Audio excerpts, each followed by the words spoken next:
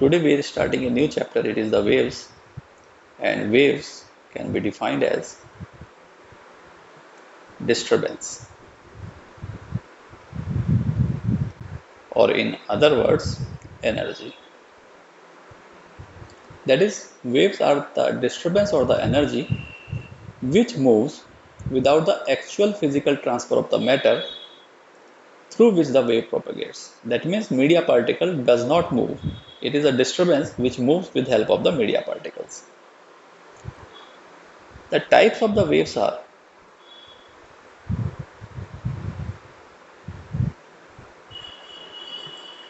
mechanical waves, and mechanical waves are the waves which require medium for propagation.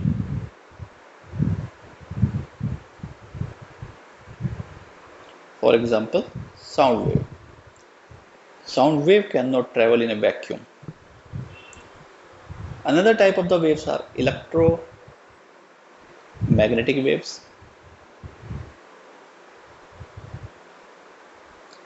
These are the waves which can propagate in a medium as well as in vacuum. That means electromagnetic wave does not necessarily require a media for propagation. And third type of the waves are the matter waves, and these waves are associated with fast moving elementary particles. For example, electron, proton, neutron, and so on. In this chapter, we mainly focus on the mechanical waves, and already told that mechanical waves are those waves which necessarily require the media for propagation. And mechanical wave is classified in two categories. One is transverse wave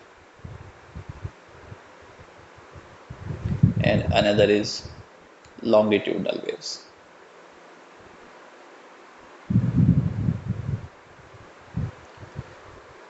Transverse waves are those disturbances which, when propagate through media, their medium particles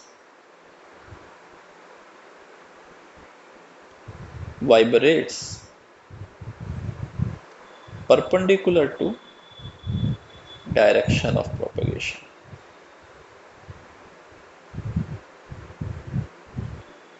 While in case of longitudinal waves, when disturbance propagate through a media, then medium particles oscillates or vibrates in direction of propagation itself. So, propagation of a transverse wave in a media creates the condition of crust and troughs. While in case of the longitudinal wave, condition of compression and rarefactions are created. That means if we graph the transverse wave, then maximum deviation is called the crust, and the maximum deviation in opposite direction is called the trough. Similarly, when the longitudinal wave, for example, sound wave, propagates through a media, then particles of the media oscillates along the direction of propagation. And for example, in case of sound wave, when it propagates, then somewhere media particle, say air, come closer, and that creates the condition of high pressure. This is called compression. And when particles are far away, then this condition is called rarefaction. So alternate crust and troughs or compression and rarefactions are created and waves propagate in the form of crust and troughs in case of transverse wave and compression and rarefactions in case of the longitudinal waves. Therefore, medium in case of transverse wave should be capable to sustain shearing strain, while in case of longitudinal wave, the medium should be capable to sustain compressive strain. Examples of transverse wave are wave in a stretched string. An example of longitudinal wave are sound waves. As we have said that transverse wave, when propagate through the medium, then medium should be able to sustain the shearing stress. Therefore, the transverse wave can propagate in a solid or the string media, which is also a solid. While the longitudinal wave can propagate through the solids, liquids, as well as gases, though their speed may be different in different medias. If we talk about the speed of the wave, so speed of a transverse wave in the string can be given as v equal to t by mu, and this relation we have to remember. Here t is the tension is in string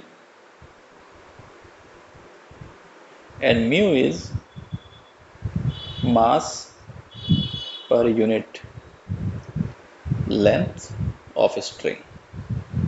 So in SI system, unit of tension is Newton and unit of mass per unit length is kilogram per meter.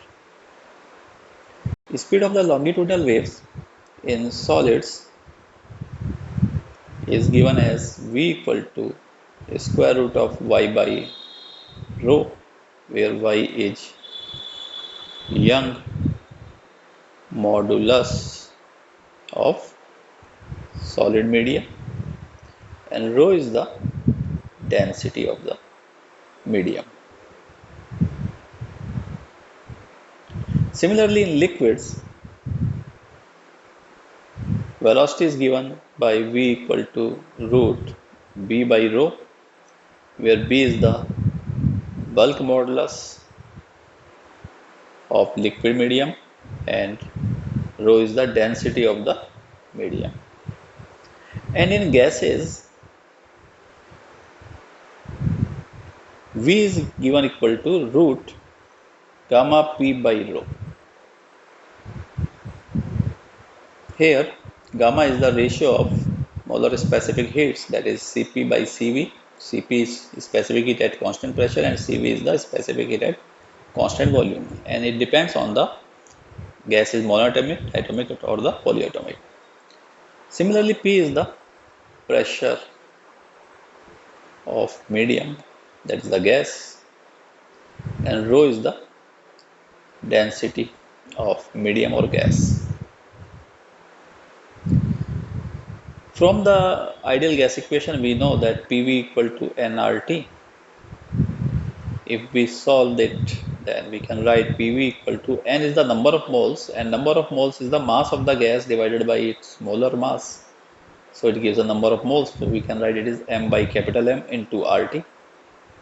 This implies that this is the mass and V is the volume. So we will write that